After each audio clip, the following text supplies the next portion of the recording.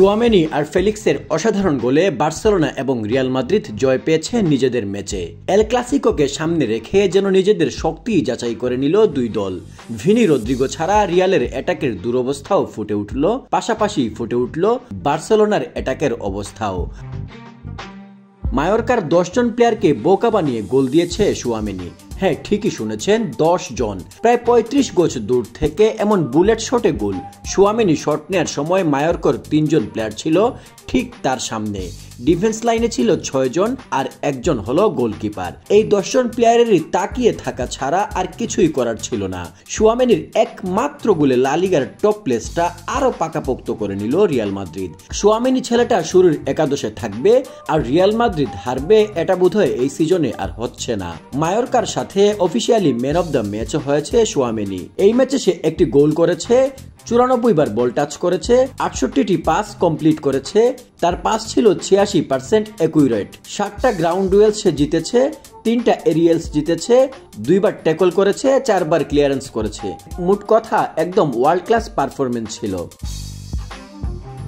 গোলশূন্য প্রথমার্ধের পর দ্বিতীয়ার্ধের শুরু হতেই চেপে ধরেছিল রিয়াল মাদ্রিদ। সাথে সাথে রেজাল্ট পেতে শুরু করে।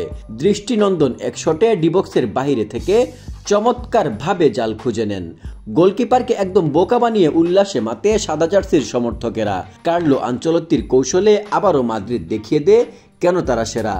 তবে পুরো ম্যাচ ডমিনেট করে 16টা শট নিয়ে মাত্র 9টা অন টার্গেট করে গোল পেল মাত্র একটি, তাও গোল স্কোরার একজন ডিফেন্সিভ মিডফিল্ডার। ভিনি রদ্রিগো ছাড়া মাদ্রিদের অ্যাটাকিং লাইন আপ দিয়ে ছন্ন ছাড়া আজকের ম্যাচ তার জ্বলন্ত উদাহরণ। তবে এই ম্যাচে বুড়ো মদ্রিচের কথা না বললেই নয়। সিটির সাথে চ্যাম্পিয়ন্স লিগের ম্যাচে তার মাঠে নামার পর থেকেই বদলে যায় পুরো দৃশ্য। গতকালও ছিলেন অসাধারণ পারফর্মার। লুকি তার বয়স প্রায় 39।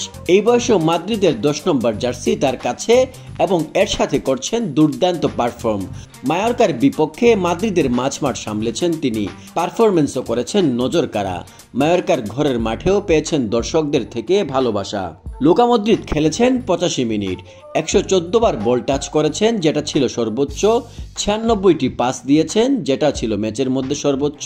3টি কে পাস দিয়েছেন, এটাও ম্যাচের মধ্যে সর্বোচ্চ।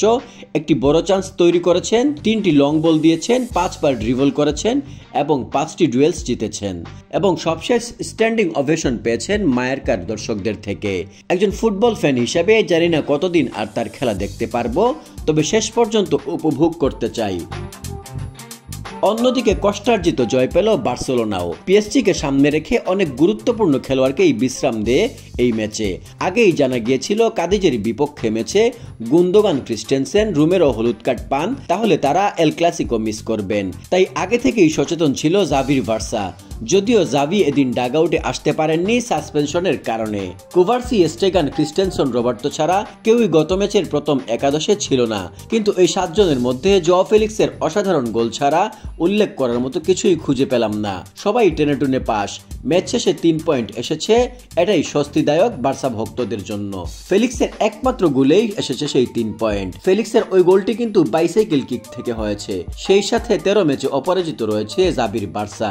ফেরমিন লুপেজ যদি বল পায়ে আরো ভালো করতে না পারে তাহলে সে একাদশে জায়গা হারাবে। তার মনে রাখা উচিত সে একজন মিডফিল্ডার। শুধুমাত্র টার্গেটে শট নেওয়া ছাড়াও তার কাজ অনেক। বয়স কম, রক্ত গরম। জাভির উচিত তাকে ট্রেনিংয়ে বেশি সময় খাটানো। টার্গেট শট নেওয়ার পাশাপাশি ডুয়েল ড্রিবলে পারফেক্ট না হলে বার্সার মিডফিল্ড তার জন্য নয়। যা হোক, প্যারিস থেকে ঘুরে এসে আবার পিএসজি ম্যাচকেই সামনে রেখে খেলা, এটা একটা কঠিনতম ম্যাচ। সামনেই আছে এল ক্লাসিকো। লিগের অবস্থা টাইট, তারপর পরীক্ষিত অনেকেই বিশ্রামে বা বেঞ্চে। তারপরও যে বার্সা জয় পেয়েছে এটাই অনেক কিছু। দেখা যাক এখন সামনের এল ক্লাসিকোতে কি হয়।